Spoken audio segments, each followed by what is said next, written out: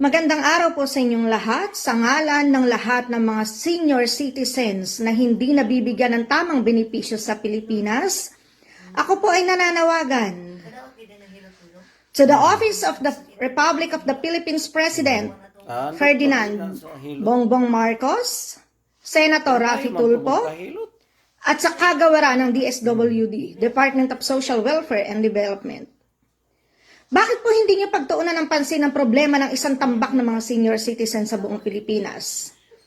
Pag hindi ka alyado ng mga mayor, out sa listahan.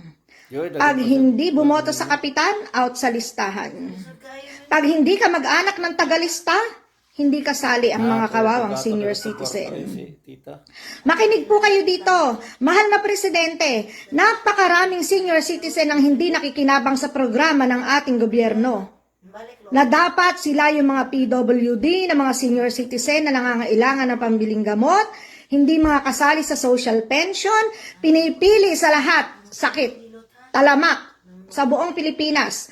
Pinipili lang yung mga kaalyado sa politika. Yun ang mga isinasali sa senior citizen. Kawawa itong matatanda ng ating bayan.